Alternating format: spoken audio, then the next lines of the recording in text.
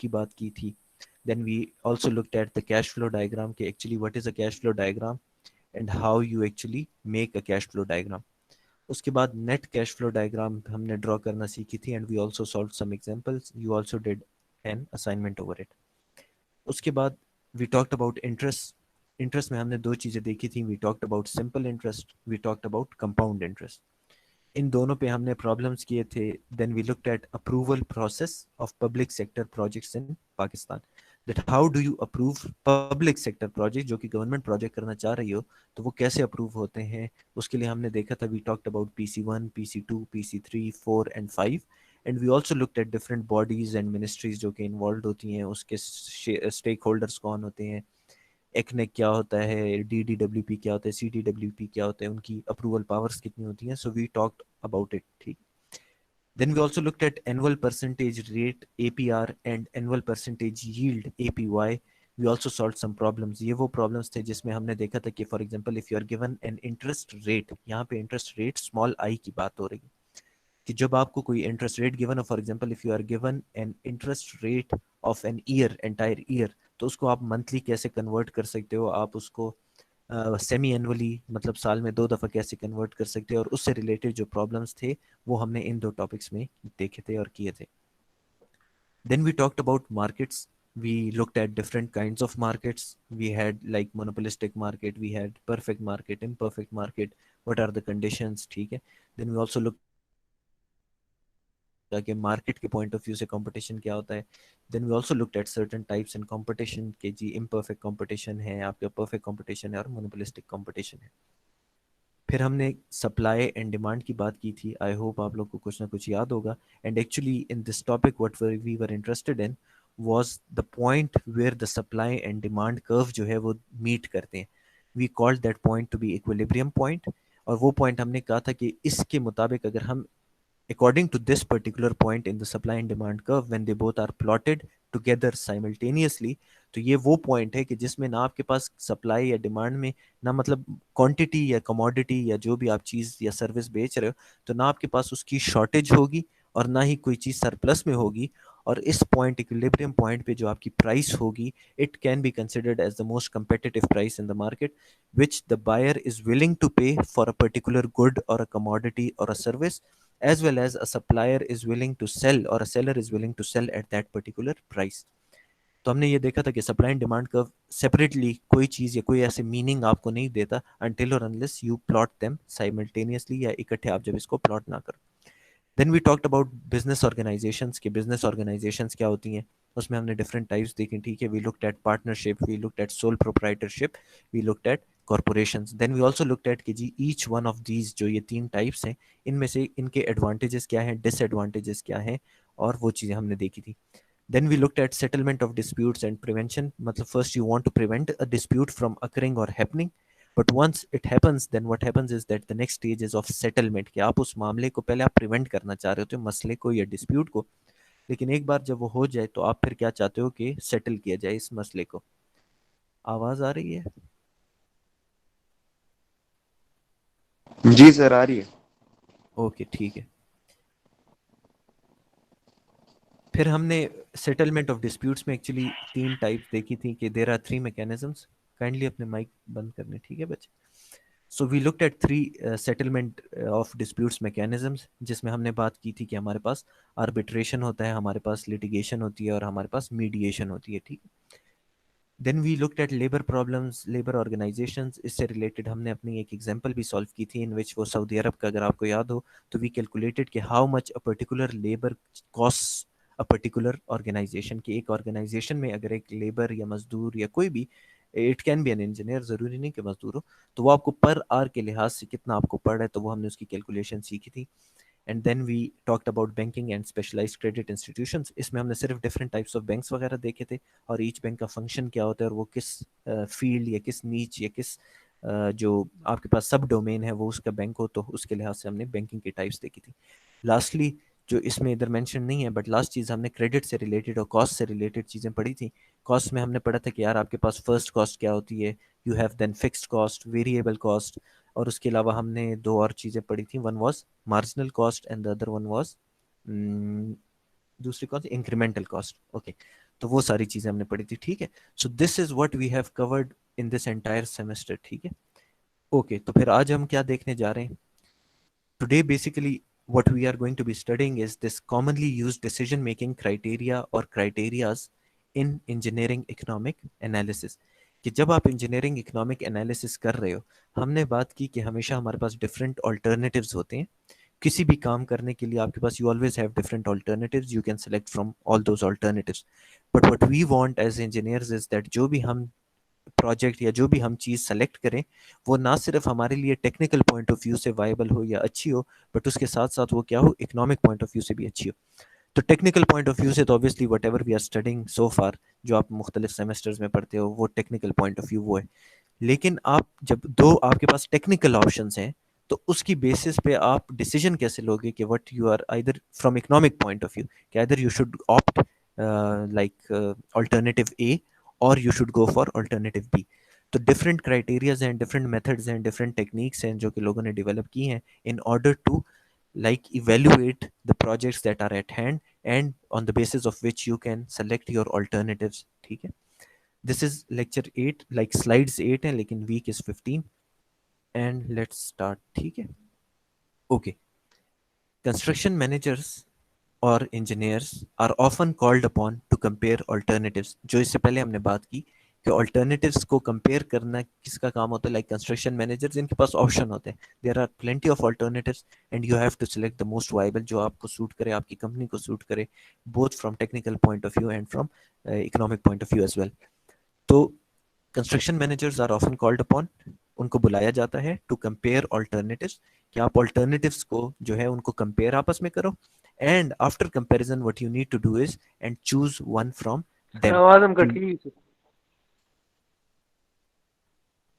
Okay, so this clear, the आवाज उस करना स्टिल कट गई।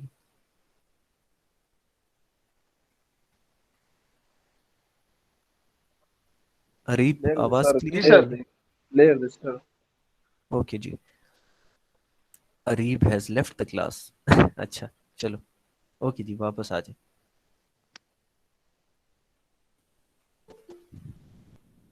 एक मिनट, अच्छा, let me admit this particular person. Okay, तो यहाँ तक जी बात क्लियर है आपको? फिर हम आगे चलते हैं।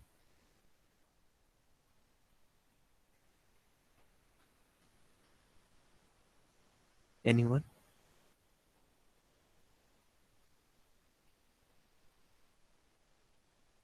Clear this, sir. Clear. Okay, thank you.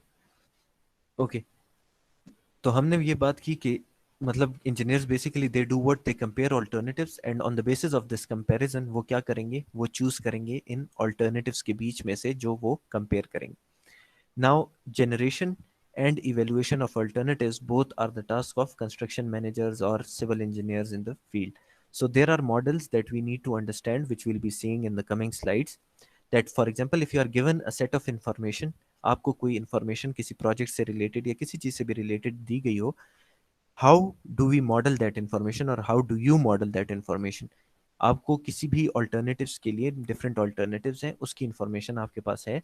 So given a set of information, what you need to do is you need to model that information. And once you model that information, so after that you apply the knowledge that you already have. जो कुछ पढ़ चुके हो, obviously based upon that you have to compare the models जो आपने फिर बनाए होते हैं। और मॉडल्स आप किससे बनाते हो, जो इन्फॉर्मेशन आपके पास हो। जैसे हम कहते हैं हमारे पास इन्फॉर्मेशन होती है, तो हम कैश फ्लो डायग्राम बनाते हैं, तो वो हमारे पास मॉडल है। फिर उसकी बेसिस पे हम उस पे जो फर्दर, फॉर एग्जांपल आप इंटरेस्ट कैलकुलेशंस कर रहे हो या जो भी, you have that knowledge and you apply that knowledge on those models in order to get your desired results, या जो भी आपकी आप आउटपुट लेना चाह रहे हो। हमारे केस में हम ये देखना चाह रहे हैं कि इकोनॉमिक पॉइंट ऑफ व्यू से कौन सा प्रोजेक्ट या कौन सी चीज़ जो है वो ज़्यादा हमारे लिए वाइबल है या कौन सी हमें ऑप्ट करनी चाहिए। Now the economic decision making criterias जो हैं, you can see them from 1 up to 10।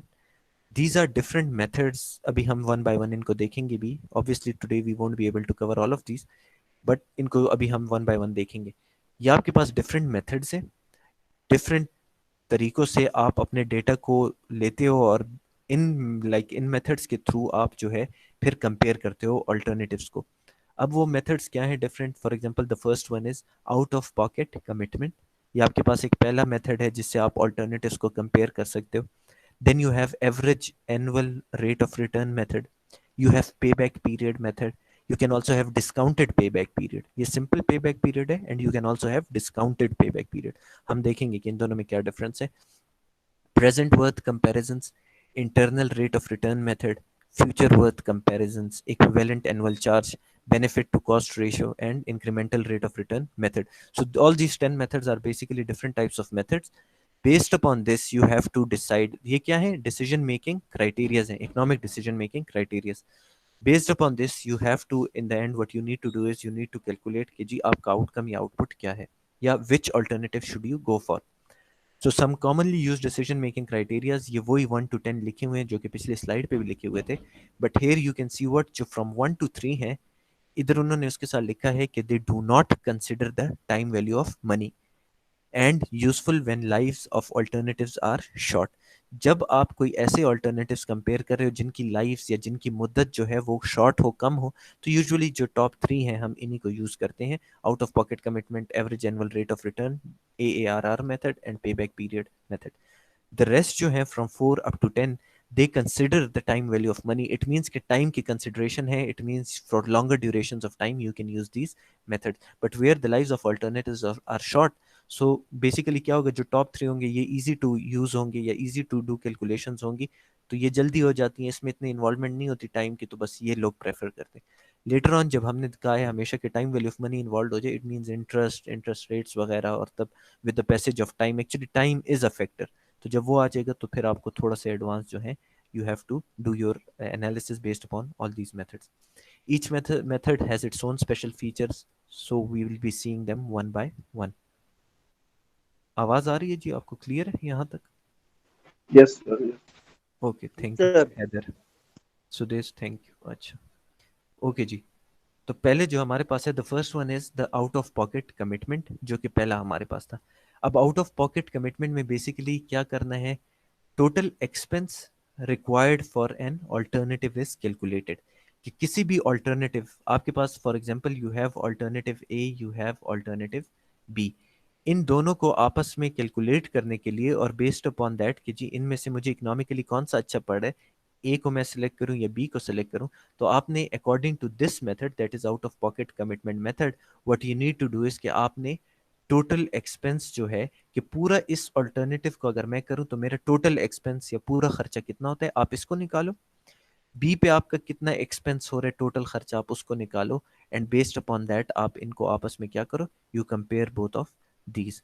अब जब आपने टोटल एक्सपेंस निकाला है, तो ऑब्वियसली जिसके एक्सपेंस या जिसके एक्सपेंडिचर या जिसकी कॉस्ट कम होगी, लेस होगी, तो ऑब्वियसली आपने उसी को सेलेक्ट करना है. और जिसकी ज़्यादा होगी तो वो आप इग्नोर करोगे. क्यों? क्योंकि वो इकोनॉमिक पॉइंट ऑफ व्यू से आपको फिजिबल नहीं है, ऑल्दो टेक्निकली हो सकता है कि फिजिबल हो.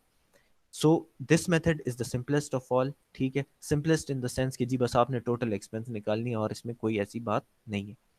ठीक है, यहाँ तक क्लियर है जी? Yes, sir. ओके.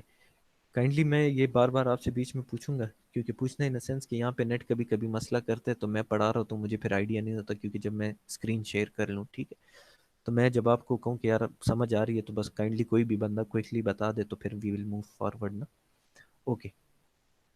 अब कमिंग टूवर्ड्स इलस्ट्रेशन 1 और एन एग्जांपल 1, पहले हम इस जो पूरी स्टेटमेंट है और टेबल है, इसको एक दफ़ा हम पढ़ते हैं. इसमें कुछ टर्मिनोलॉजीज हैं, फॉर एग्जांपल प्री कास्ट है, रेलवे स्लीपर्स हैं, तो इनको भी फिर मैं आपको एक्सप्लेन करता हूँ. But first will go through it once, कि पूरी स्टेटमेंट हम ज़रा पढ़ लें. इलस्ट्रेशन 1 या एग्जांपल 1 में वो आपको कह रहे हैं कि a precast concrete factory has to produce 1 lakh railway sleepers per year. ठीक है, कि आपके पास एक प्रीकास्ट कंक्रीट की फैक्ट्री है. It has to produce how much, 1 lakh railway sleepers. और ये 1 लाख उन्होंने कितने टाइम में, पर ईयर, पूरे साल में 1 लाख रेलवे स्लीपर्स इस प्रीकास्ट कंक्रीट फैक्ट्री ने प्रोड्यूस करने हैं या बनाना वो चाहती है. प्री कास्ट का मतलब ये है, कास्ट हम किसी भी चीज़ को कहते हैं कि आप किसी चीज़ को, जैसे हम कहें कि सांचप ई का ना, सांचे में आप किसी चीज़ को डालते हो तो वो मोल्ड हो जाती है. ठीक, कास्टिंग एक्चुअली मीन्स कि आप किसी चीज़ को कास्ट करो. फॉर एग्जांपल आपके पास ये एक मैं डब्बा बना रहा हूँ, ठीक है, या फॉर एग्जांपल एक बॉक्स बॉक्स जैसा लग तो नहीं रहा, लेकिन चलो बॉक्स है।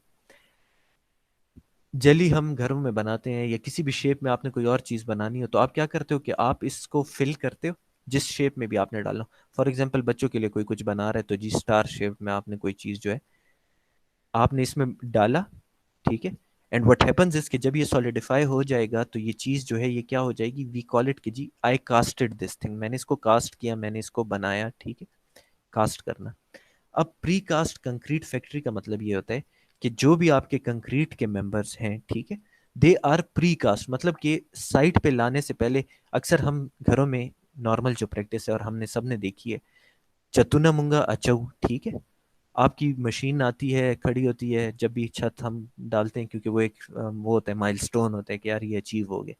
तो बेसिकली वो क्या होता है, it is not precast, कहीं से तैयार शुदा छत ला के नहीं डालते, ऑल्दो अभी प्री कास्ट का भी सिस्टम है, लेकिन नॉर्मली मैं घर की एग्जांपल दे रहा हूँ कि ये कास्टिंग में आपको समझ आ जाए। वो जो है वो दे आर इन सिचू और they are casted at site, के साइट पे ही उनको कास्ट किया जाता है, जो नॉर्मल हम लोग घरों की छतें वगैरह करते हैं, कंक्रीट पोर करते हैं, ठीक है, फ्लोर वगैरह सब कुछ। प्री कास्ट में ये होगा कि कंक्रीट फैक्ट्री में ही तैयार शुदा जो है चीज आपको precast, it means it has already been casted, precast, ठीक है। तो वो कह रहे हैं कि एक प्रीकास्ट कंक्रीट की फैक्ट्री है, उसने 1,000 रेलवे स्लीपर्स बनाने। रेलवे स्लीपर क्या होते हैं, हमारे पास रेल की पटड़ी आपने देखी होगी, यू विल हैव सीन, पटड़ी देखी है ना, Yes, sir. ठीक है। पटरी में एक होता है रेल और एक होती है स्लीपर्स, ठीक है। जो नॉर्मली आपको ये जो दो सीधी लाइंस नजर आ रही होती हैं, दे आर, इसको हम रेल कहते हैं, ठीक है। जबकि ये जो बीच में आपको कभी आपने देखा हो, अगर पेशावर में आपका मतलब कहीं आपने देखे हो, तो usually you have wooden, would के इस तरह के जो हैं बीच में इन दोनों रेल्स को आपस में कनेक्ट करने के लिए इस तरह के मेंबर्स लगे होते हैं। So from railway point of view ये जो दो रेल्स को आपस में कनेक्ट करते हैं, they are actually known as sleepers, ठीक है, railway sleepers. Ignore the writing but try to understand, ठीक है। स्लीपर्स इनको हम कहते हैं। तो अब वो कह रहे हैं कि ये एक प्रीकास्ट कंक्रीट की फैक्ट्री है, और ये 1,00,000 ये रेलवे स्लीपर्स जो हमने कहा कि ये दो रेल्स को आपस में जो कनेक्ट करती है, it can B of would, it can B of metal, ठीक है, it depends, it can be even of concrete, ठीक है। तो वो ये स्लीपर बनाएगी और 1,00,000 बनाएगी पूरे साल में पर ईयर, ठीक है। Now a choice has to be made between steel formwork and wooden formwork, ठीक है। अब वो कह रहे कि इन्होंने बनाने तो कंक्रीट के प्रीकास्ट रेलवे स्लीपर्स ही हैं, और रेलवे स्लीपर्स हमें पता लग गया है कि ये जो दो रेल्स को आपस में कनेक्ट करते हैं, these are are railway sleepers. तो वो कह रहे कि इनको बनाने के लिए इनको कास्ट किया जाता है, तो ये एक सांचा है या एक मोल्ड है आपके पास, ठीक है। ये जो मोल्ड आप बना रहे हो जिसमें आप अपनी कंक्रीट को डालोगे या ये स्लीपर्स बनाने के लिए डालोगे, इस मोल्ड को आप you can either make it of steel, कि आप इसको स्टील से बना लो, स्टील फॉर्मवर्क। फॉर्मवर्क एक्चुअली ये सांचे को हम कहते हैं जिसमें एक्चुअली वी डू कास्टिंग। सो जरूरी सांचे इस सेंस में नहीं, नॉर्मली हमारे जो घरों में होते हैं तो उसकी अपनी जो है फॉर्मवर्क होती है, जो नीचे हम वुड की यूजुअली लगाते हैं या लासानी वगैरह की लगाते हैं, ठीक है।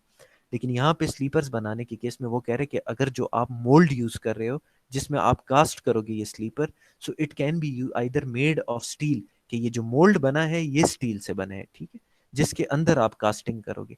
तो वो कह रहे कि either you can use steel for that, और स्टील अगर ना हो तो आपके पास दूसरा ऑप्शन क्या है कि आप क्या चीज यूज करो, कौन बताएगा।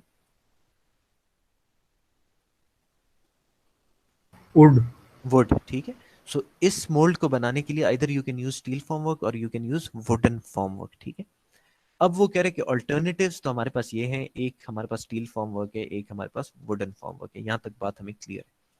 Now coming towards the second row, जो कि है यूजफुल लाइफ, कि अगर आप स्टील का फॉर्म वर्क बनाते हो तो आप उसकी यूजफुल लाइफ या जितना आप उसको यूज कर सकते हो, तो आप कितने ड्यूरेशन के लिए यूज कर सकते हो, 1 ईयर के लिए, 1 साल तक आप इसको बार बार यूज कर सकते हो, ठीक है।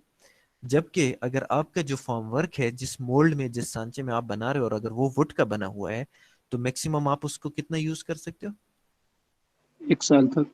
1 मंथ के लिए, ठीक है। स्टील का आप 1 साल के लिए, और जो आपके पास वुड है ये जो कॉलम है ये वुडन का कॉलम है, ठीक। सो वुड का आप 1 मंथ के लिए, हो सकता है वो प्रॉबेबली ख़राब हो सकता है पानी, क्योंकि हम कंक्रीट में पानी भी देते हैं, तो हो सकता है पानी से वुड ख़राब हो, तो या कोई भी सिचुएशन हो, ठीक है, या वो रस्ट तो सॉरी स्टील में होगी, ड्राई रॉट जिसको हम कहते हैं वाइनप इशू, ठीक है। सो वो बेसिकली कह रहे हैं कि 1 मंथ तक आप वुडन फॉर्मवर्क यूज़ कर सकते हो, ठीक है। So you have yes. Alternatives between steel and wooden formwork, and obviously you have alternative based upon life के, यार इसकी यूजफुल लाइफ भी डिफरेंट है, ओके। नेक्स्ट चीज वो आपको क्या कह रहे हैं, cost of preparing one set, ये कितने पैसे लगते हैं कि अगर आप एक इस तरह का सांचा या एक सेट बनाओगे स्टील का, तो वो आपको पड़ेगा कितना, unit 10, 100, 1000, 10,000 lakh, it means 4 lakh का आपको एक स्टील का फॉर्मवर्क पड़ेगा, 4 लाख का पड़ेगा, लेकिन ऑब्वियसली आप उसको ज्यादा ड्यूरेशन के लिए भी यूज कर सकते हो। इसी तरह अगर आप वुड का करोगे तो cost of preparing one set in rupees, और अगर वुड का है, ये वुड का टेबल है आपके पास कॉलम, तो कितनी कॉस्ट आएगी, rupees 50,000। So 50,000 is the cost for this one set of sleeper, जो कि आप अगर वुड का बनाना चाहो तो वो आपको इतनी कॉस्ट होगी उसकी। इसी तरह labour cost for assembling a single sleeper formwork, कि मतलब अगर फॉर्मवर्क के 4 मुख्तलिफ पार्ट्स हैं, 1, 2, 3, इसी तरह 4 और 5, फॉर एग्जांपल इसकी बेस भी है, 5 पार्ट्स हैं, तो इनको आपस में असेंबल करना, लगाना, for example you are using nut and bolts और आप सिस्टम बना रहे हो, तो वो कह रहे कि पर सिंगल स्लीपर की जो फॉर्मवर्क को, मतलब आप पहले फॉर्मवर्क को बनाते हो, मोल्ड अपने लिए सेट करते हो, आपने कंक्रीटिंग की, फिर आप मोल्ड को खोलते हो, उससे अपना जो प्री कास्ट कंक्रीट का स्लीपर है आप उसको निकालते हो, इसी तरह दूसरे कास्टिंग के लिए आप इसको फिर फिक्स करते हो, फिक्स मतलब कि आप इसको कनेक्ट आपस में करते हो, ठीक है। और जब कनेक्ट कर लेते हो तो वो कह रहे कि इस काम पे इसको असेंबल करना और इसको फिर हटाना और फिर जोड़ना, इसमें पर सिंगल स्लीपर फॉर्मवर्क पे कितनी कॉस्ट आती है, लेबर कॉस्ट, कि अगर आप स्टील का है तो वो कॉस्ट आपसे ज़्यादा ले रहे हैं, 10 रुपये ले रहे हैं, और अगर आप वुड का कर रहे हो तो वो आपसे 9 रुपीज़ जो है वो कर रहे हैं, या वो आपको चार्ज कर रहे हैं, ठीक है। यहाँ तक बात क्लियर है जी? Yes sir. ओके। अब वो आपको कह रहे हैं कि बेस्ड अपॉन दिस डेटा, ठीक है, ये जो डेटा आपको गिवन है, मेक रिकमेंडेशन कि आप एज इंजीनियर या आप रिकमेंड करो कि आप based on out of pocket commitment, कि either you should go for और you should opt like steel formwork, या आपको वुडन फॉर्मवर्क जो है वो यूज करना चाहिए। आउट ऑफ पॉकेट कमिटमेंट में एक चीज हमने देखी कि हमने क्या कैलकुलेट करना है, टोटल एक्सपेंस और टोटल एक्सपेंडिचर जो पूरा इस ऑल्टरनेटिव पे हो रहा हो, लेट्स से कि ये हमारे पास ऑल्टरनेटिव ए है, और लेट्स सी ये दूसरा हमारे पास क्या है, ये हमारे पास ऑल्टरनेटिव बी है, तो इन दोनों में जितना आपका कॉस्ट, पूरी कॉस्ट हम निकालेंगे और दोनों को कंपेयर करेंगे। Obviously the cost which is less we will go for that particular option in this particular method which is out of pocket commitment. अच्छा, अब out of pocket commitment for steel formwork option, कि अगर आप steel formwork है तो हमने निकालनी है कि टोटल कॉस्ट पर ईयर हमारे पास स्टील फॉर्मवर्क के केस में कितनी आ रही है, और इसी तरह टोटल कॉस्ट पर ईयर जो है हमारे पास वुडन के केस में कितनी आ रही है। यहाँ पे देखो, out of pocket commitment for wooden formwork, तो हमने स्टील फॉर्मवर्क की भी पूरी कॉस्ट निकालनी है और वुडन की भी निकालनी है, और आखिर में हमने सेलेक्ट करना है। So total cost per year आपके पास कितनी हो जाएगी अगर आप करते हो, तो हमने कहा था कि we need to cast how many sleepers, हमने 1 लाख स्लीपर्स बनाने हैं, ठीक है। सो आपने कैलकुलेशन क्या हो जाएगी हमारे पास, total labour cost which is incurred, और जो आप पे आती है for production of 1 lakh sleepers, 1 lakh sleepers पे आपकी कितनी कॉस्ट आती है लेबर की, आपने उसको लेना है, and you add it with the cost of steel formwork per year, जो कि आपको स्टील फॉर्मवर्क पे पूरे साल में कितना खर्चा आ रहा है, ठीक है। लेबर कॉस्ट हमने बात की थी कि जब हम स्टील फॉर्मवर्क की बात करें तो स्टील फॉर्मवर्क में हमारा लेबर जो है वो हमसे 10 रुपए चार्ज कर रहे हैं, ठीक है, पर स्लीपर, और हमने कितने स्लीपर बनाने हैं, 1 लाख। सो अगर मैं 1 लाख को 10 से मल्टीप्लाई करूं, जो कि कॉस्ट है मेरे पास सिंगल मतलब एक स्लीपर की लेबर के, तो I actually get the total labour for this option, ठीक है, कि अगर स्टील फॉर्मवर्क पे मेरी लेबर का खर्चा कितना आ रहा है, तो ये जो मेरे पास है ये मुझे ये कॉस्ट बता देगा। इसी तरह हमने पिछली स्लाइड में, सॉरी, देखा था कि हमारे पास जो cost of preparing this set है वो कितनी आ रही है, 4 लाख रुपए स्टील के केस में। सो मैंने क्या किया, मैंने उसके साथ plus the cost of steel formwork per year जो है विच इज 4 लाख वो भी ऐड की। So when I do this calculation तो मेरे पास टोटल कैलकुलेशन कितनी आ गई, रुपीज 14 लाख। इट मीन्स कि अगर मैं स्टील फॉर्मवर्क का ऑप्शन लेता हूँ for moulding, for casting my concrete और प्री कास्ट कंक्रीट रेल्स और सॉरी स्लीपर्स, तो वो मुझे पूरे साल के एंड में कितना खर्चा आ रहा है, रुपीज 14 लाख, ठीक है, 14 लाख आ रहे हैं। अब इसी तरह मैंने ये टोटल एक्सपेंडिचर निकाला अपने लिए। इसके साथ साथ मैं अब निकाल लूंगा दूसरे ऑल्टरनेटिव के लिए जो कि वुडन फॉर्म वर्क है, तो मैं उसके लिए भी कॉस्ट निकाल लूंगा। तो वो यही आ जाएगी कि labour cost, total labour cost which is incurred, incurred का मतलब ये है कि जो आप पे आ रही हो या विच यू आर बेयरिंग, जो आप पे आ रही है इस काम को करने से, तो वो कॉस्ट आप इनकर कर रहे हो। So the total labour cost incurred for production of 1 lakh sleepers per year जो है वो कितना हो जाएगा। हमने कहा था कि वुडन के केस में लेबर हमसे 9 रुपये जो है चार्ज कर रही है, स्लीपर्स की क्वांटिटी सेम है, इट इज 1 लाख। इधर भी 1 लाख थी स्टील के केस में, और इधर भी 1 लाख है। So I multiply 1 lakh multiply by 9 plus 50,000 multiply by 12। यहाँ पे सिर्फ अगर आप देखो मैंने 4 लाख से इसको ऐड किया था, जबकि यहाँ मैं क्या करूँ, I am multiplying 50,000 multiply by 12। इसको मैं क्यों कर रहा हूँ, कोई बता सकते हैं? पर मंथ है ना सर? जी 50,000 शाबाश। पर मंथ को एक ईयर में यहाँ पे निकलना। हाँ, गुड शाबाश। क्यों? क्योंकि हमने यहाँ पे देखा था कि यूजफुल लाइफ स्टील फॉर्मवर्क की 1 ईयर ही है, जबकि वुडन की कितनी है, 1 मंथ। इट्स मीन्स कि जब 1 मंथ गुजर जाएगा तो आपको दोबारा से ये कॉस्ट जो है वो लगानी होगी, तो आपको फिर जाके वुडन फॉर्मवर्क को यूज करके अपने लिए कास्टिंग करनी होगी। So the total cost which comes out of this is how much, rupees 15 lakh. सो अगर मैं अभी आपको कहूँ कि either you should go for steel और you should go for wooden, तो बेस्ड अपॉन दिस आप किसको सेलेक्ट करोगे? स्टील। स्टील, स्टील शाबाश। ये कौन है, एहसान? जी एक पे सर। आपका, दोनों। अच्छा एक पे आपकी 14 लाख खर्चा आ रहा है स्टील पे, ठीक है, और एक पे आपका 15 लाख आ रहा है वुडन पे, तो आप कौन सा सिलेक्ट करोगे? Steel sir. सर स्टील, ठीक है स्टील शाबाश। करेंगे सर। सही है, हाँ गुड। उधर के गई माँ खा ठीक है, स्टील हाँ करेंगे। सर। यहाँ तक बात क्लियर है जी? सर नेट स्लो था, आवाज बहुत उधर जी। अच्छा नो प्रॉब्लम, खैर दे, क्लियर है। बस चितास तक क्लियर इन और खैर दे ओके, आगे चलते हैं, ठीक है। और स्लीपर्स और रेल का डिफरेंस पता लग गया? Yes sir yes. ठीक है, रेल्स आपके पास ये होते हैं, स्लीपर्स आपके पास ये हैं। दूसरी चीज़ ये क्या है, मैंने इधर सिर्फ वैसे ही लिखा था कि टू मेंटेन गेज, आपके पास ये जो रेल के दरमियान स्पेस होती है ना, इसको हम गेज कहते हैं, ठीक है, गेज। ठीक है, तो ये टर्मिनोलॉजीज भी सीख लो। अभी जब पटड़ी देखो तो उनको बोलो दा रेल दे, दा स्लीपर्स दी, और दा डिस्टेंस से देता से वो देता गेज वो, ठीक है, ओके शाबाश। जाना वो खैरान जोड़ो क्या ना सर? आओ इंशाल्लाह रो रो बुख्यार से, ठीक है, वो उख्यार तो तरीके सरस द कोई के ना, ठीक है, ethics सर उख्यार तो बम खान सही। ओके जी, coming towards the second method which is known as average annual rate of return method, ठीक है। ये second method है out of pocket commitment method, जो first था we have looked into it and we just need to calculate the total expenditure जो भी हमारा alternatives पे आ रहा है, ठीक। अब यहाँ पे second method जो है, it states कि जी ये method का नाम है average annual rate of return method, ठीक है। इसमें क्या करना है, in this particular alternative what you do is कि जो आपके पास ऑल्टरनेटिव्स हो या जो आपके पास ऑप्शंस हो, these alternatives are evaluated on the basis of average rate of return. अभी हम देखते हैं कि रेट ऑफ रिटर्न क्या होता है, expressed in terms of percentage of the original capital, ठीक है। जब ये मेथड आप समझ लोगे, उसके बाद जब आप ये डेफिनेशन देखोगे तो यू विल कंप्लीटली अंडरस्टैंड कि इसका क्या मतलब था, कि alternatives are evaluated on the basis of averaging the rate of return, and that average is expressed in terms of a percentage of the original capital। अच्छा, इस केस में अब let's solve this example। You have an example, example 2, कि a contractor has two brands of excavators which is A and B। कि एक contractor है, एक ठेकेदार है, और उसके पास ऑप्शन है क्या, टू ब्रांड्स ऑफ एक्सकेवेटर्स में से कि वो ए को भी सेलेक्ट कर सकता है या बी को भी सेलेक्ट कर सकता है, या he can choose from both of these excavators. कि एक ब्रांड ए या कंपनी ए का एक्सकेवेटर है, दूसरा आपके पास ब्रांड बी या कंपनी बी का एक्सकेवेटर है। Now suppose both the brands are available for a down payment of rupees 4 lakhs।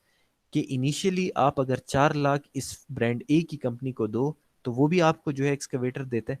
और अगर आप इनिशियल डाउन पेमेंट जो हम कहते हैं कि हम हमेशा स्टार्ट एट टाइम जीरो जो पेमेंट करते हैं, फॉर एग्जांपल आपने किसी को कहा कि यार मुझे ये एक्सकवेटर दो, और ये जो है तुम इसका वो रख लो, क्या नाम है, एडवांस रख लो, ये 4 लाख रुपए डाउन पेमेंट, ठीक। तो वो कह रहे कि दोनों कंपनीज आपको एक्सकवेटर देने के लिए तैयार हैं at a down payment of rupees 4 lakhs। ये तो चलो बराबर हो गया। फिर अब वो कह रहे कि both brands can be useful for a period of 4 years। कि जो ये एक्सकवेटर आपको दे रहे हैं, दोनों 4 लाख में इनिशियली आपको दे भी रहे हैं, फिर बाद में आप पेमेंट उनको और कर सकते हो। और दोनों की जो यूजफुल लाइफ है या जितने टाइम के लिए वो आपको दे रहे हैं या जितने टाइम के लिए हो सकता है वो काम करे, तो वो भी 4 ईयर्स दोनों के सेम है। यहाँ तक अभी बातें जो हैं वो सेम है। तो same initial cost that is 4 lakh जो कि हमने डाउन पेमेंट करनी है, and also the same service life that is 4 years दोनों के केस में, ठीक है। अब डिफरेंस क्या आ गया? ब्रांड ए जो है, जो कि पहला है, ये पूरी स्टेटमेंट जो है from this particular point two this particular point, ये ब्रांड ए के लिए, एंड ये जो है यहाँ से लेके यहाँ तक ये आपके पास ब्रांड बी के लिए। तो अब हम डिफरेंस देखते हैं कि क्या है। ब्रांड ए जो ये वाला है is estimated to give a return of ₹50,000 for the first year.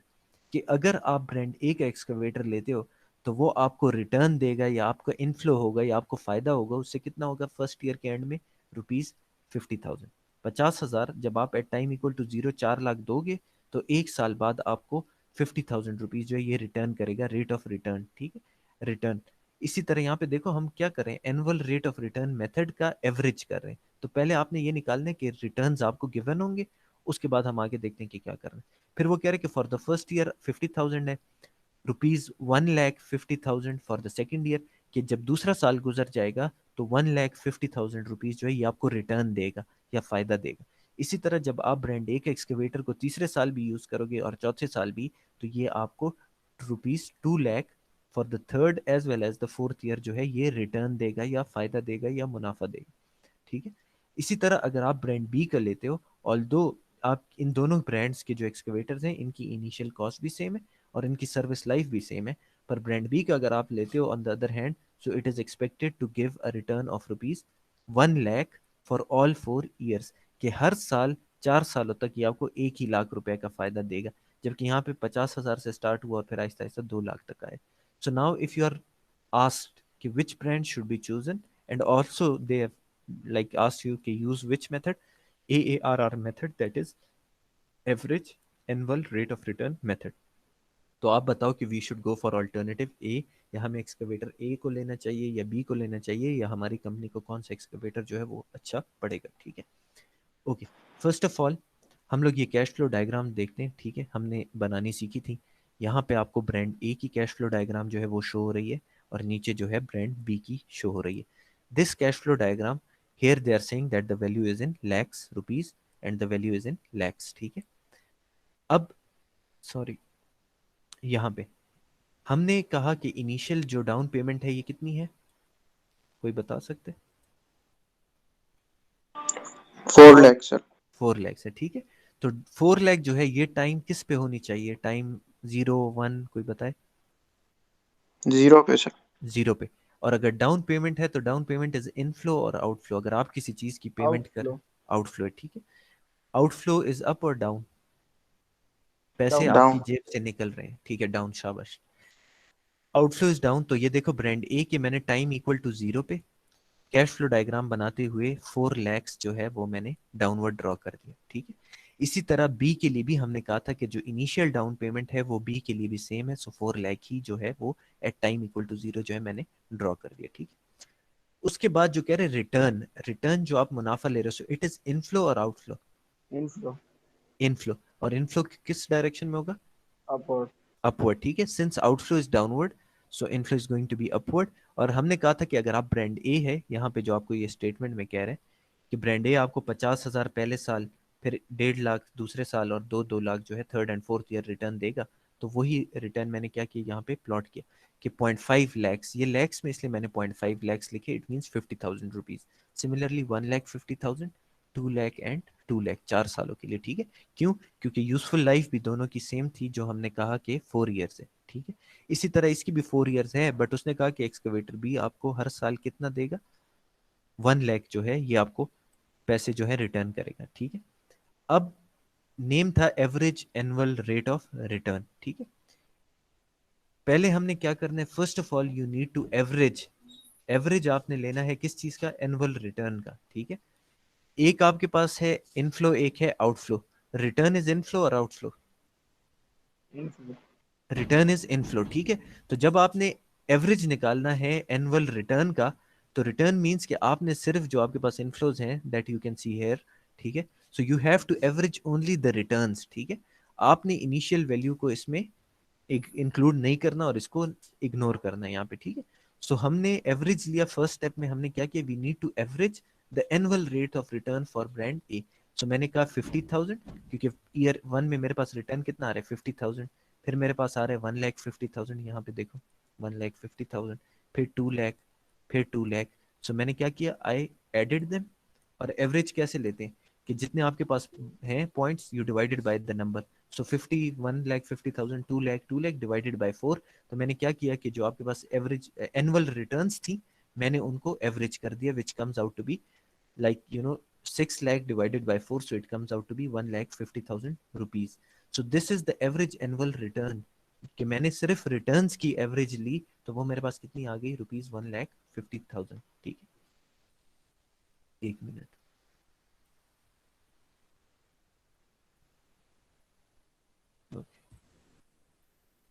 यहाँ तक बात क्लियर है जी? सर फिर से समझा दें, बीच में आवाज कट गई। अच्छा, नो प्रॉब्लम। देखो यहाँ पे हमने रेट ऑफ रिटर्न, रिटर्न की तो हमें समझ आ गई ना कि इनफ्लो है, ठीक है। यहाँ तक क्लियर है कि नहीं? जो यहाँ पे ये आपको कह रहे हैं एनुअल रिटर्न, यस सर। ठीक है। रिटर्न आपके पास क्या है, इनफ्लो है। इसका मतलब है जो ये एक्सेस से ऊपर हैं, ये सारे हमारे पास इनफ्लोज हैं या रिटर्न है, ये हमारी पॉकेट में आ रही हैं, ठीक है। Return, I invested 4 lakh and based upon this 4 lakh down payment of 4 lakh, मेरे पास ये रिटर्न, मुझे जो इन्वेस्टमेंट मैंने की थी उसका रिटर्न ये ऊपर आ रहे हैं। यहाँ तक बात क्लियर है? Yes sir. फर्स्ट स्टेप में आपने सिर्फ इन रिटर्न्स का जो है आपने एवरेज लेना है। एवरेज हम कैसे लेते हैं, we add all this plus this returns का, ठीक है, and we will divided by 1, 2, 3 और 4। सो मैंने इन सबको ऐड करके I divided it by 4, so I got what, ₹1,50,000। यहाँ तक बात क्लियर है कि मैंने रिटर्न्स का एवरेज निकाल लिया सिर्फ, ठीक है। Yes sir. अब वो कह रहे हैं कि जब आप एवरेज निकाल लो, तो average annual rate of return आपने निकालना है, लेकिन आप इसको एज अ परसेंटेज निकालोगे। If I multiplied it by 100, मतलब ये मैंने इसको परसेंट में कन्वर्ट करने के लिए मल्टीप्लाई किया, ठीक है। परसेंट में मल्टीप्लाई बाय 100, तो ये बात तो यहाँ से निकल गई, बस ये 100 तो हमने परसेंटेज में कन्वर्ट करने के लिए डाले।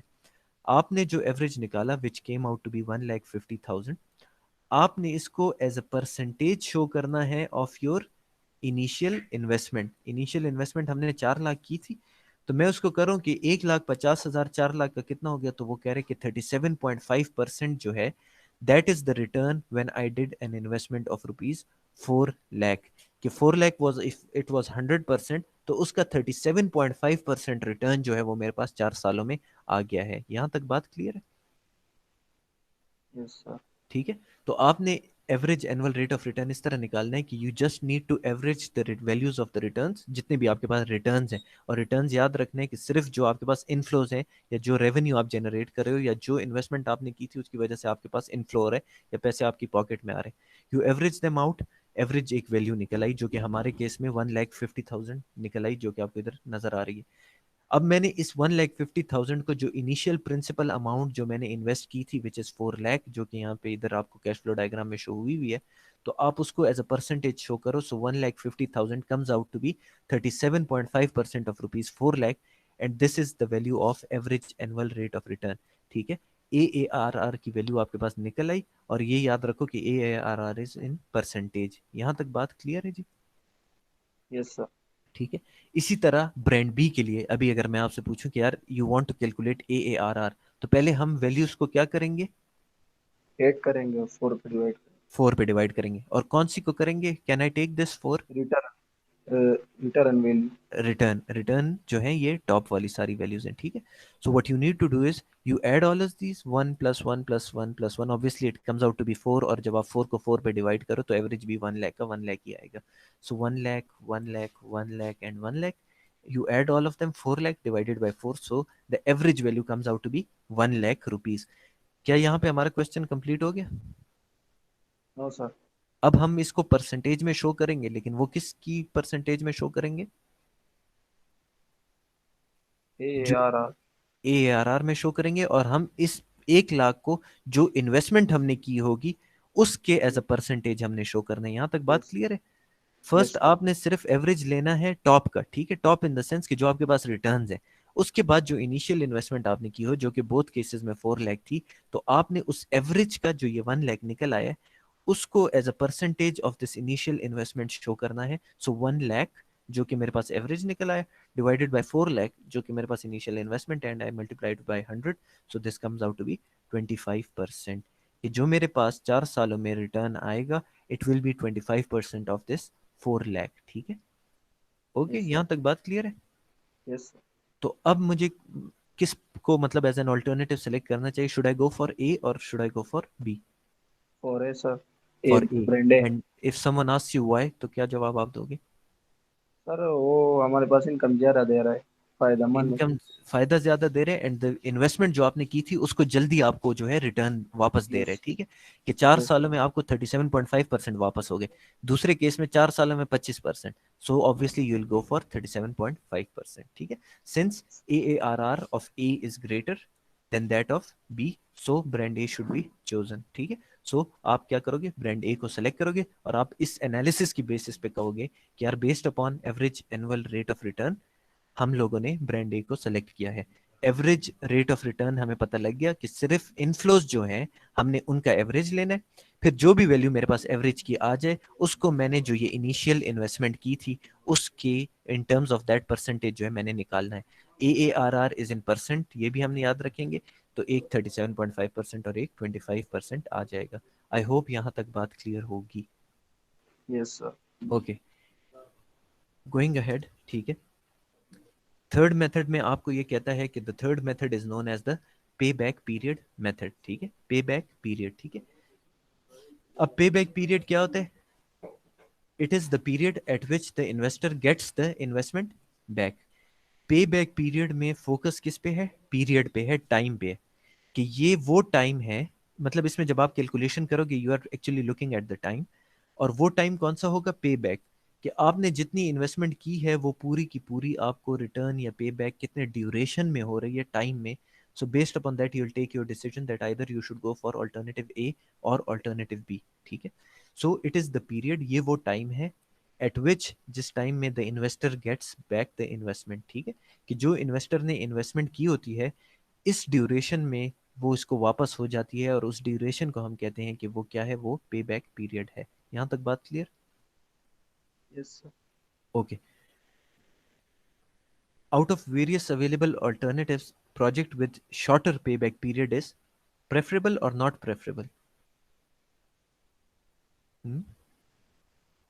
जिस अल्टरनेटिव का, for example you have alternative A and you have alternative B, पे बैक पीरियड हमने कहा है ये वो टाइम है जिसमें मुझे मेरी सारी इन्वेस्टमेंट जो है वो वापस हो जाएगी। सो अगर मेरा पे बैक पीरियड किसी का शॉर्ट है, तो मुझे वो लेना चाहिए ऑप्शन, या जिसका लॉन्ग है?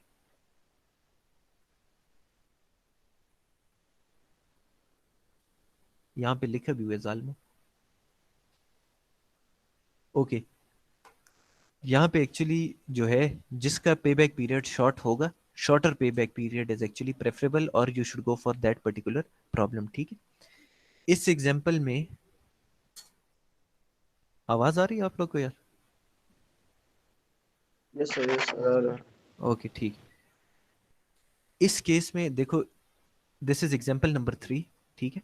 बट ये एग्जाम्पल सेम है जो हमने पीछे की थी, बट बाय पे बैक पीरियड मेथड इसको हम सॉल्व करें। वो जो दो एक्सकवेटर्स की हमने बात की, कि इनिशियली 4 लाख ही हम लोग पे कर रहे हैं दोनों को, इनकी सर्विस लाइफ भी 4-4 साल है, ठीक है। इधर भी 4 साल की सर्विस लाइफ है, यूजफुल लाइफ इधर भी 4 साल। लेकिन इनका रिटर्न या इनका पे बैक जो है वो डिफरेंट है, ठीक है। तो उसी एग्जाम्पल को अगर आपको कहा जाए कि यार सॉल्व इट बाय पे back period method, so what you will do is actually कि आप निकालोगे, आपने 4 लाख इन्वेस्टमेंट की है ना, ठीक है। Yes, sir. तो 4 लाख जितने टाइम में आपको पूरे हो जाएंगे, तो आप, और जो टाइम आपको, जो अल्टरनेटिव कम टाइम में वो 4 लाख पूरे करके देगा, तो वो आपके पास जो है बेटर अल्टरनेटिव होगा। अब अगर हम इधर ही इसको एग्जाम्पल देखते हैं, आपने 4 लाख की इन्वेस्टमेंट की ब्रांड ए के लिए, ठीक है। अब वो मुझे रिटर्न दे रहा है 1 साल बाद, कितने की? ये कितने हो गए? 0.5 लाख कितने हो गए? 50,000. 50,000। फिर ये कितने हो गए? 1.5? 1.5 लाख. 1.5 लाख। डेढ़ नहीं, सॉरी, ये दो हो गए, ठीक है। 1.5 प्लस 0.5 इज 2 lakhs, ठीक है। Yes, sir. 2 lakh. 2 लाख मेरे पूरे हो गए, इन्वेस्टमेंट मैंने कितनी की थी? 4 लाख। 4 लाख की। तो अभी भी 2 लाख रहते हैं, तो जब ये थर्ड ईयर पूरा हो जाएगा तो मैंने जब 2 लाख इसको भी ऐड किया तो ये टोटल कितनी बन जाएगी? 6 लाख। 4 लाख। 4 लाख, ठीक है, 2 + 2 = 4 लाख। अब जब ये 4 लाख पूरी हो गई तो क्या यहाँ तक मेरी इन्वेस्टमेंट जो है वो पूरी हो गई, जो मैंने ये इन्वेस्टमेंट की थी? Yes sir. ठीक है। सो मेरी जो ये इन्वेस्टमेंट जिस ड्यूरेशन में पूरी हुई है, और ये कितने सालों में पूरी हुई? ये 3 साल। 3 सालों में, ठीक है। सो इसका जो पे बैक पीरियड है, if I go with alternative A या ब्रांड ए का, तो जो इसका पे बैक पीरियड है, गोरी period, period means time sir अमूंगा डीलिंग को, ठीक है। So period actually is 3 years. तो इसका मतलब ये है कि ये जो अगर आपको कहे कि यार इस ऑप्शन का पे बैक पीरियड क्या है, तो आप कहोगे कि 3 इयर्स है। 3 इयर्स इसलिए है क्योंकि 3 इयर्स में जो इन्वेस्टमेंट आपने की थी वो आपको वापस मिल गई है, ठीक है। इसी तरह अगर अब ये ब्रांड बी में मैं आता हूँ, तो 4 लाख की मैंने इन्वेस्टमेंट की। 4 लाख की इन्वेस्टमेंट मेरे पास कितने सालों में पूरी हो रही है? 4 साल। 4 सालों में, ठीक है। 1 लाख प्लस 1 लाख प्लस 1 लाख, 1 लाख, ठीक है। तो 4 सालों में, सो पे back period for this brand B will be how much? 4 है। 4 इयर्स, ठीक है। अब हमने कहा था ऊपर जो इन्होंने एक लाइन लिखी हुई है कि कौन से वाले को आप सेलेक्ट करोगे? छोटा। The shorter pay back period is preferable. Hence ये आपको 3 सालों में ब्रांड ए जो है अपने पैसे पूरे करके दे रहे हैं, या वापस आपकी जो इन्वेस्टमेंट है उसको पूरा कर रहे हैं, so you should go for brand ए। अगर ये कम होता ब्रांड बी का तो फिर आप ब्रांड बी को सेलेक्ट करते। यहाँ तक बात क्लियर है? Yes sir. ठीक है, ओके। सो ये वही चीज़ है कि जी पे बैक पीरियड जो है ब्रांड ए का वो 3 इयर्स है। सिमिलरली पे back period for brand B जो है वो 4 इयर्स है, जो कि हमने पीछे कर लिया। And pay back period is that stage और the stage at which the invested 4 lakhs will be recovered. तो ये वो आपके पास जो ड्यूरेशन होगा ईयर्स में, नाम से याद रखो, ठीक है, पे बैक पीरियड। सो आपने ईयर्स में आंसर निकालना है, 3 years, 4 years, and this is the duration in which you will get your investment back, that is of rupees 4 lakh। Since payback period of A is lower than that of B, which we already saw, so A should be chosen.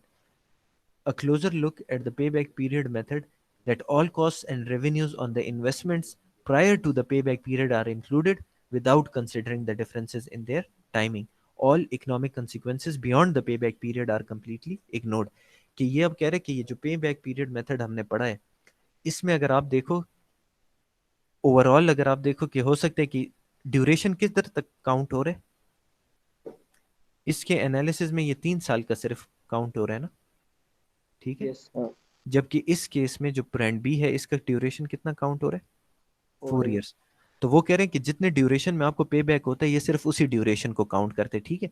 हो सकता है कि अब अगर हम brand B को तो हमने सेलेक्ट नहीं किया ना, इसमें तो हमने ब्रांड ए को सेलेक्ट किया ना, लेकिन क्या पता कि आपके पास after 4 years, for example 5 years, आपको इधर बहुत बड़ा मुनाफा हुआ, ठीक। तो वो ये आपको कह रहे हैं कि इस मेथड का एक ड्रॉबैक, कि अगर इसको क्लोजली आप देखो तो इसमें एक पॉइंट ये है कि जो पे बैक ड्यूरेशन है ये सिर्फ उससे पहले की जो वैल्यूज हैं उनको कंसिडर करता है, उसके बाद की वैल्यूज को जो है वो कंसिडर नहीं करता। और हो सकता है कि बाद में आपके पास प्रॉफिट वगैरह ज्यादा हो। तो ये इसका एक जो है ड्रॉबैक है। और मेथड जो हैं फिर वो डेवलप हुए हैं, ठीक है, और मोर एडवांस्ड मेथड्स। यहाँ तक बात क्लियर है जी? Yes sir. Okay. Results obtained using payback period methods may not select the correct alternative every time, जो कि अभी हमने बात की, and this is particularly true in situations where the salvage values are predominantly high. Salvage value हमने कहा था कि वो चीज़, for example, if we sell something at the end of its useful life, तो वो जो आपको अमाउंट होगी that is actually your salvage value. So if payback period calculations are approximate and may even lead to the selection of wrong alternative, then what is the use of this method? कि अगर ये आपको कभी कभी गलत answer भी बता देता है या ये अप्रोक्सीमेशन अगर सही नहीं करता, so then what is the use of using this method? पे बैक पीरियड मेथड इंडिकेट्स, ये आपको ये चीज़ इंडिकेट करती है, ये बताती है that how long it will take for the investment to be recovered from its benefits. कि जब आपको ये जो भी आप पैसे इन्वेस्ट कर रहे हो उसके जो बेनिफिट्स आएंगे, जो इन्वेस्टमेंट आपने की है, तो कितने ड्यूरेशन में जो आपकी अपनी इन्वेस्टमेंट है वो आपको वापस मिलेगी। And a rapid return of invested capital means that it can be reused sooner for the other purposes। कि जो आपको जितने जल्दी पैसे वापस करेगा तो उतना ही आपके पास ऑल्टरनेटिव है कि आप उस पैसे को दोबारा री इन्वेस्ट कर सको। सो ये एक्चुअली जो है इसका एडवांटेज है। एडवांटेज इन द सेंस कि आपको ये सेंस देता है कि जो इन्वेस्टमेंट मैंने की है या जो मेरे पैसे बंद हुए हुए हैं तो ये कितने ड्यूरेशन के लिए बंद हुए हैं, ताकि मुझे वापस मिले, और जब मुझे वापस मिले so I reinvest and then I earn further capital या money on that particular investment. यहाँ तक बात क्लियर है जी? Yes sir. Okay. Coming towards discounted पे बैक पीरियड मेथड, ठीक है। Discounted pay back period method में आपके पास क्या है, सिमिलर टू पे बैक पीरियड मेथड जो हमने पीछे देखा था, ठीक है। ये भी पीरियड है, तो यहाँ पे भी आपको ये नाम से पता लग जाना चाहिए कि एक्चुअली इस केस में भी आप किस चीज़ में इंटरेस्टेड हो, आप अपने लिए पीरियड ही निकालोगे, आप टाइम ही देखोगे। लेकिन ये सिंपल पे बैक नहीं है, ये क्या है, डिस्काउंटेड पे बैक पीरियड, ठीक है। सिमिलर टू पे back period method except it considers the time value of money, के इसमें जो टाइम के साथ वेरिएशंस आ रही होती हैं, चेंजेस आ रही होती हैं, उसको भी कंसिडर किया जाता है। फॉर एग्जांपल इंटरेस्ट अगर इन्वॉल्व है, ठीक है। एग्जाम्पल इसकी क्या है, for example a business man invest ₹1,20,000, ठीक है। कोई बिजनेसमैन है, उसने 1,20,000 रुपए इन्वेस्ट किए and he earns a return for this investment. 1,20,000 हमने इन्वेस्ट किए, the arrow is downward because it is outflow, ये आपकी पॉकेट से निकले। जीरो पे इसलिए बनाया है क्योंकि at time equal to zero you are investing your money, ठीक है। यहाँ तक बात क्लियर है जी? Yes sir. अच्छा, अब वो कह रहे कि determine the discounted pay back period for an interest rate of 10%, और कैश फ्लोज आपको यहाँ पे शो किए गए हैं, ठीक है। टेबुलर फॉर्म में पहले तो ये कि इंटरेस्ट रेट आपको 10%, इंटरेस्ट को हम रेट को किस नोटेशन से वो करते हैं denote, I. I, small I, ठीक है। सो आई जो है आपको इधर गिवन है, it is 10%, whereas the principal amount जो है it is 1,20,000, and since it is investment, it is getting out of your pocket, it is outflow, so you have to draw it downward in the cash flow diagram. And also जब tabular form में आपको data show किया गया हो, ये minus sign आपको नजर आ रहा है, यस सर। ठीक है। -1,20,000 का मतलब ये है कि ये आउटफ्लो हो रहा है, ये आपकी पॉकेट से जा रहे हैं, ठीक है। तो टेबुलर में अगर आपको नेगेटिव साइन शो हो रहा हो, इट मीन्स कि जब आप कैश फ्लो डायग्राम ड्रॉ करोगे, सो इट इज आउटफ्लो, तो 1,20,000 जो है वो आउटफ्लो है at time equal to zero. यहाँ तक बात क्लियर? Yes sir. ओके। फिर टेबल में इन्होंने क्या है कि एट ईयर 1 कैश फ्लो आपके पास कितना है, 51,000, ठीक है। This is going to be outflow और इनफ्लो, 51,000 इनफ्लो। इनफ्लो। इनफ्लो आपको किससे पता लगा कि ये इनफ्लो है? अप और अपवर्ड ड्रॉ भी करेंगे, वो भी पता लग गया, ठीक है। ऑल्सो अगर सिर्फ टेबल आपको, फॉर एग्जांपल मैंने क्वेश्चन में आपको ये वाला पार्ट नहीं दिया, सिर्फ ये दिया है ना data, so based upon this negative इसके साथ साइन था, इसके साथ नहीं है कुछ, ठीक है। Yes so if it sir. Is positive, it means कि आपके अकाउंट में आ रहे हैं, इनफ्लो हो रही है। बात समझ आ रही? Yes yes. ठीक है। सिमिलरली ये जो यस बाकी सर। सब आपको शो रहे हैं at year 2, at year 3, at year 4, at year 5, all of these are positive values, right? Yes sir. Inflow. ठीक है। So if they are positive it means कि ये सारी आपके पास क्या है, इनफ्लो है, और इनफ्लो है तो आपने ऊपर की तरफ एरो ड्रॉ करके इनको प्लॉट कर देना। यहाँ तक बात क्लियर? Yes sir. ठीक है। Cash flow diagram I hope yes sir. अभी सबको आती होगी by this time of the semester, ठीक है। और दूसरा ये है कि साइन कन्वेंशन, नेगेटिव से आपको पता लगना चाहिए कि आउटफ्लो है, पॉजिटिव से आपको पता लगना चाहिए कि it is inflow. Similarly tabular form से आपको डेटा, मतलब if you want to convert it, आपको आना चाहिए कि यार हम इसकी कैश फ्लो डायग्राम कैसे करेंगे, कुछ भी नहीं है, ईयर्स आर गिवन, ठीक है, and cash flows are also given, you all you need to do is you need to just plot them, ठीक है। यहाँ तक बात क्लियर होगी जी? Yes sir. ये टेबल ओके। गिवन होगा। आपको क्वेश्चन यहाँ तक गिवन होगा, ये नहीं गिवन होगा, ठीक है। आपको सिर्फ ये statement and then this sir table is what you will be given. हमने इससे कैश फ्लो डायग्राम में कन्वर्ट करना। हाँ, कैश फ्लो डायग्राम देखो, इसमें तो और कोई भी ऐसी रॉकेट साइन नहीं है, 0 1 2 3 4 5 पिंजर काला दी, yes and yes. These are the cash flows, इसको आपने इधर प्लॉट कर दे, बस सिंपल। और मैंने आपको बता दिया, दोबारा भी बता रहा हूँ कि आपने साइन को देखना है। साइन अगर नेगेटिव है तो आपको खुद समझ जाओ कि यार मेरी जेब से जा रहे हैं, आउटफ्लो है। आउटफ्लो हमने कहा था बाहर की तरफ, सॉरी मतलब नीचे की तरफ आपने एरो को ड्रॉ करना है। इसी तरह जो पॉजिटिव है, आपके अकाउंट में पैसे आ रहे हैं, these all are actually your returns, and if they are returns it means they are inflow, and if they are inflow, so on the diagram you have to represent them by drawing the arrow upward. यहाँ तक बात clear? Yes sir. Okay जी। अब हमें सिर्फ ये given था, ठीक है। अगले स्टेज में आपने पहले किया, फॉर एग्जांपल लेट्स से कि अगर हम स्टेप्स में चले, स्टेप 1 में आपने ये ड्रॉ कर ली, ठीक है। लेट्स से कि this is your step number 1, आपने कैश फ्लो डायग्राम बना ली, ठीक है। यहाँ तक बात क्लियर है? Yes sir. ओके। अगले स्टेज में ईयर्स आपको क्वेश्चन में गिवन थे, गिवन थे ना, 0 1 2 3 4 5, जिसकी यस बेसिस सर। पे आपने यस कैश फ्लो डायग्राम बनाई थी, ठीक है। इसी तरह कैश फ्लो की ये वैल्यूज भी आपको जो है वो टेबल में गिवन थी, इसी तरह, यस सर। ठीक है। अब जो ये बाकी तीन आपको नजर आ रहे हैं, लाइक मैं इस पे क्रॉस इसलिए लगाता हूँ कि हमें डिफरेंस हो, this was not given to you, this was also not given to you and this was also not given to you, इसी तरह था। Yes sir.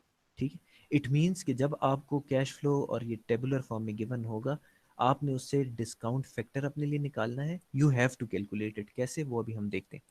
उसके बाद आपने डिस्काउंटेड कैश फ्लो निकालना है अपने लिए, कैसे निकालना है वो हम देखते हैं। और कम्युलेटिव डिस्काउंटेड कैश फ्लो जो है ये भी आपने कैलकुलेट करना है। First two columns, column 1 column 2 जो है they are given in question, whereas column 3 4 and जो 5 है you have to like calculate their values by yourself. How you will do it, let's see। ठीक है, यहाँ तक तो बात क्लियर है ना? Yes sir clear. ठीक है, ओके। मैं ज़रा स्क्रीन क्लियर करता हूँ ताकि समझ आए फिर। ठीक है, ओके। अच्छा, अब हमने ये 3 की वैल्यू, 4 की वैल्यू और 5 की वैल्यू अपने लिए निकालनी है। ठीक है, ओके। हमने जो फॉर्मूला पढ़ा था, अगर हम पढ़ते हैं कंपाउंड इंटरेस्ट का फॉर्मूला, किसी को याद है? एनीवन?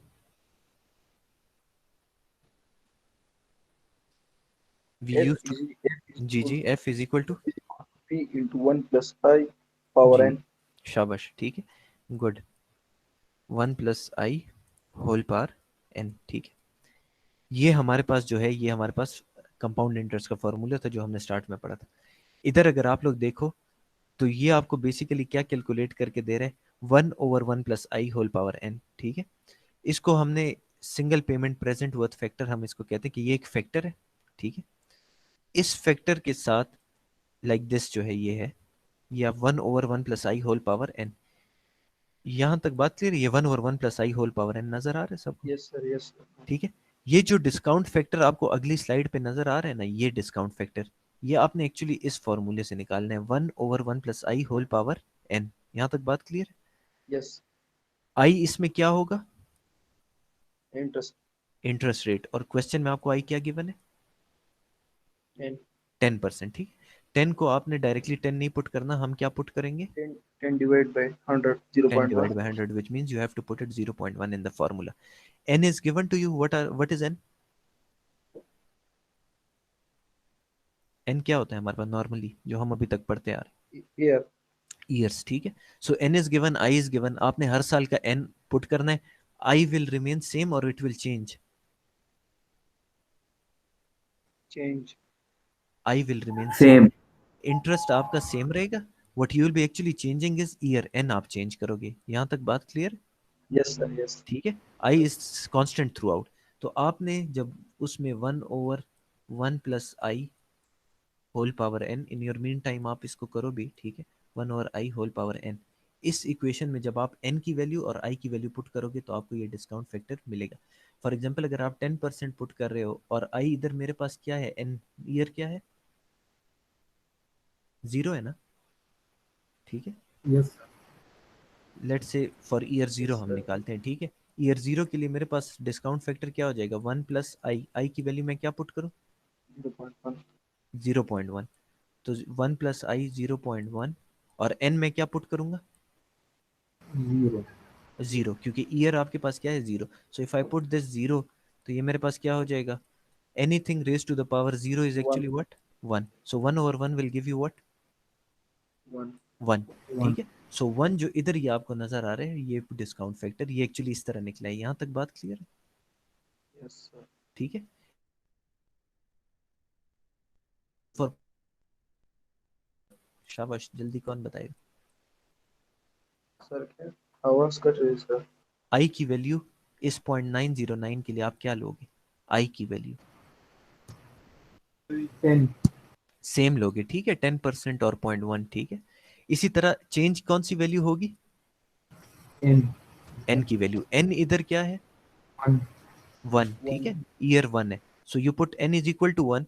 इन दोनों को आप इस इक्वेशन में पुट करो, इस इक्वेशन में अगर नहीं भी करो, सॉरी, इस वाली इक्वेशन में पुट करो, 1/1 + i होल पावर n, तो आपको ये फैक्टर सारे मिल जाएंगे। ये टेबल बन जाएगा यहाँ तक? ठीक यस है, सर।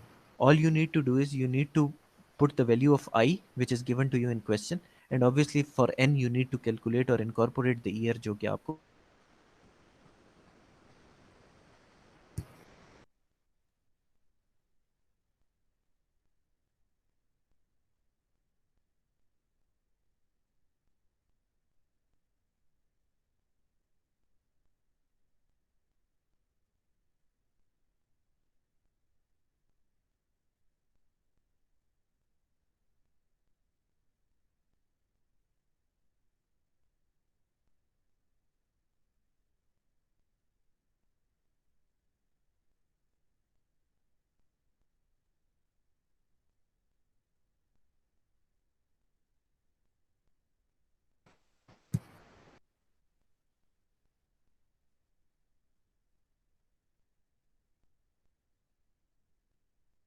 Hello hello sir.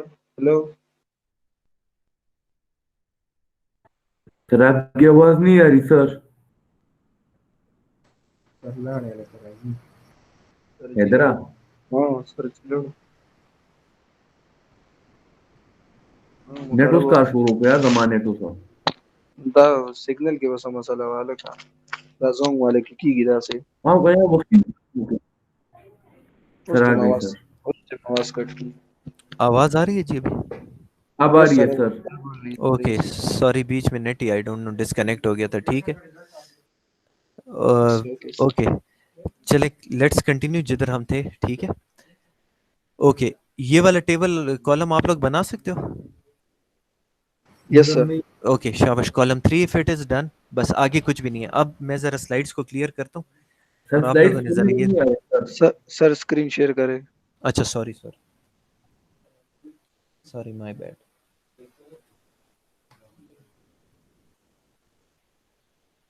नजर आ रही जी आपको? ओके जी, yes. Yes sir. Okay, this is done, this is done, this is done, right? Yes sir. Okay, अब ये टेबल आप कैसे, सॉरी कॉलम आप कैसे बनाओगे, ठीक है। अब सिंपल इसको देखो, ये आपको 1,20,000 नजर आ रहा है कैश फ्लो, यस सर। ठीक है। ये आपको डिस्काउंट फैक्टर नजर आ रहा है, ठीक है। Yes sir. You multiply these, ठीक है। तो उससे जो आपके पास वैल्यू आएगी विच इज इक्वल टू, तो वो क्या आ जाएगी, -1,20,000। यहाँ तक क्लियर है जी? ठीक यस है। सर। डिस्काउंट फैक्टर हमने फॉर्मूले से निकाला, जिसमें हमने आई की वैल्यू कांस्टेंट रखी, एन की वैल्यू चेंज की, तो ये डिस्काउंट फैक्टर्स निकल आए, ठीक है। ये तो हम लिख चुके थे अपने पास पहले से, ठीक है। Yes sir. ये हमें क्वेश्चन में 0 भी गिवन है, 1 भी गिवन है, 2 भी गिवन है, 3 भी गिवन है, 4 भी गिवन है, 5 भी गिवन है। इसी तरह ये 51, 47, 25, 43, 900, 4600 भी गिवन है। तो हमने कहा कि लेट्स से कि ये आपके पास कॉलम 1 है, मैं इसको नंबरिंग इसलिए करता हूँ ताकि ज़रा समझाने में मुझे आसानी हो। ये 3 हो गया, ये 4 हो गया और ये 5 हो गया, ठीक है। सो अब अगर मुझे ये 46,359 निकालना है तो I multiply what, 51,000 multiply by multiply zero by point nine 0.909, so it will come out to be what, 46,359। पदे खबर पोश हुई जी? Yes yes sir. Sir. Similarly आपने इसको मल्टीप्लाई किया, so you got 38,822। similarly you multiply this, you got 18,775। you multiply this, you got 29,984, and then this, so you got 28,566। तो ये फोर्थ टेबल आप बना लोगे, column. Yes sir. Yes yes sir. Yes sir. 3 हमने कहा कि 3 हम फॉर्मूले से कर लेंगे, और 4 हमने कहा दिस वाज फ्रॉम फॉर्मूला, ठीक है। And fourth one was from by multiplying column 1 and 2। 2 and 3, ठीक है। 2 and 3। 2 एंड 3 को मल्टीप्लाई जब आप करोगे सो यू विल गेट 4, और 3 जो है ये आप फॉर्मूले से आपको निकल आएगा, ठीक है। यस। ओके, अच्छा ओके, ये टेबल 4 हमारे पास निकल आया, कॉलम 4, ठीक है। All these values are found, ठीक है बच्चे। ओके, अब ये लास्ट टेबल कॉलम हमारे पास रह गया 5, ठीक है, ये रह गया ना। Yes sir. ओके 5, 5 में आपने यस क्या सर। करना है, फर्स्ट ऑफ ऑल जो -1,20,000 है ये आपने इसी तरह जो है लिख लिया। यहाँ तक बात क्लियर है? -1,20,000, 1,20,000 लिख लिया, ठीक है। नाउ ये साइन माइनस है ना, साइन तब ख्याल कभी खा, yes sir. This is minus and this is what, this is plus, right. Yes sir. तो आपने इसके साथ इसको ऐड करना है, तो you will get what, you will get this value, -1,20,000 plus 46,359, so the cumulative amount will come out to be -73,641। यहाँ तक बात clear? Yes sir. Yes sir. Similarly -73 के साथ आप ये 38,000 को ऐड करोगे, ठीक है। So you will get what. -34,819। Similarly 34,819 के साथ किसको ऐड करोगे, 18,000 से 700, 18,715। ठीक है। So what you'll get is -16,044, and with this if you add 29,984, so value आपकी क्या होगी, 13,940। एंड जब आप इसके साथ दोबारा 2856 566 को ऐड करोगे, सो 42,506। सो ये टेबल आपके पास इस तरह निकल आएगा। यहाँ तक बात क्लियर है? Yes sir. Clear. Yes sir. Okay, अभी अगर इधर किसी ने नोटिस किया है कि नहीं, I don't know, let's remove this, ताकि एक चीज़ है जो मैं चाह रहा हूँ कि आप लोग मुझे बताओ, ठीक है। लास्ट कॉलम में आखिरी जो आपको कॉलम नज़र आ रहा है विच इज़ कॉलम 5, ये वैल्यू नेगेटिव है, ठीक है। यस सर, ये वैल्यू नेगेटिव है, यस सर, ये वैल्यू नेगेटिव है, यस यस सर, सर, ये वैल्यू नेगेटिव है, यस सर, और ये अब क्या है, यस सर, ये पॉजिटिव, पॉजिटिव है। 13,940 इज पॉजिटिव, ठीक है। इट मीन्स कि पहले जो वैल्यूज नेगेटिव आ रही थी उसके बाद जो ये पॉजिटिव में कन्वर्ट हुई है, ठीक है। Discounted pay back period positive, calculate करने का तरीका बता रहा हूँ, from negative to positive. It yes means कि सर, पहले आपके जो पैसे थे वो लग रहे थे, लेकिन आहिस्ता आहिस्ता ये रिकवर हो रहे हैं, तो अब जो है आप पॉजिटिव हो गए, ये आपको इन्वेस्टमेंट का बेनिफिट हुआ है, ठीक है। हम लोग किस चीज में इंटरेस्टेड हैं, we are interested in discounted पे बैक पीरियड। इसी तरह है discounted pay back period, period बमूंगा से कैलकुलेट को टाइम, पीरियड में हम टाइम कैलकुलेट कर रहे होते हैं ना। यस सर, सो जिस टाइम में आपका जो ये साइन कन्वेंशन है ये चेंज हो, इट मीन्स कि पहले अगर लॉस था या नेगेटिव था उससे पॉजिटिव हो गया, तो आपने उस टाइम को, that time is actually your what, it is your discounted पे बैक पीरियड। यहाँ तक बात क्लियर है। यस सर, अब यस यहाँ पे सर, आप देखो ईयर क्या चल रहे हैं, 3 चल रहे हैं ना, यस सर, और 3 पे आपके जो वैल्यू है इट इज नेगेटिव, ठीक है। यस सर, इसी तरह 4 है, 4 पे आपकी वैल्यू क्या हो गई, positive, positive. Positive, so somewhere between 3 and 4 your sign convention और दैट योर इन्वेस्टमेंट जो है वो आपको फायदा कर रही है, या आपके पैसे पूरे हो गए हैं, सो ये साइन कन्वेंशन इधर हुआ है, तो डिस्काउंटेड पे बैक पीरियड मेरे पास क्या हो गया, अप्रोक्सीमेटली 3.5 ईयर्स, ठीक है। So based upon this last column which is cumulated discount cash flow, जो कि मैंने आपको कहा कि आप इससे ये ऐड या सब्ट्रैक्ट करो, इसी तरह इसको करो, इसी तरह इसको करो, इसी तरह इसको करो, इसी तरह इसको करो, तो ये जब कॉलम आखिरी 5th कॉलम आपके पास आ जाएगा, सो बेस्ड अपॉन दैट आपने जिस ड्यूरेशन में आपकी वैल्यू नेगेटिव से पॉजिटिव हुई, दैट ड्यूरेशन और दैट पीरियड, क्योंकि हम डिस्काउंटेड पे बैक पीरियड की बात करें, तो ये वो पीरियड है या टाइम है जिसमें आपको जो पैसे हैं वो पे बैक हो गए, which is 3.5 years in this particular case. यहाँ तक बात क्लियर है जी। Yes sir, yes sir. Okay, यहाँ तक किसी को कोई क्वेश्चन हो, शाबाश अभी पूछ लो पहले। अगर पॉजिटिव ना हुई तो फिर आप अगले में देखोगे, जिधर आपके पास पॉजिटिव हो गई और नेगेटिव और पॉजिटिव, तो उन दोनों के दरमियान जो ड्यूरेशन है आपने उसको लेना है एज योर डिस्काउंटेड पे बैक पीरियड, ठीक है। क्लियर दीजिए। Yes sir, yes sir, clear, okay, आज इधर तक ही करते हैं, ठीक है। ये चीज़ें हैवी हो गई हैं, इससे आप लोग गो थ्रू हो जाओ, इसको समझ लो। यस, लास्ट क्लास में मैं इन स्लाइड्स पे वैसी मतलब ऊपर ऊपर से ओवरव्यू में आऊँगा। In case if you have any query तो आप फिर मुझसे उसमें पूछ लेना। यहाँ तक की जो चीज़ें हैं बस, this is all for today's lecture, ठीक है। यस सर, क्लियर है जी।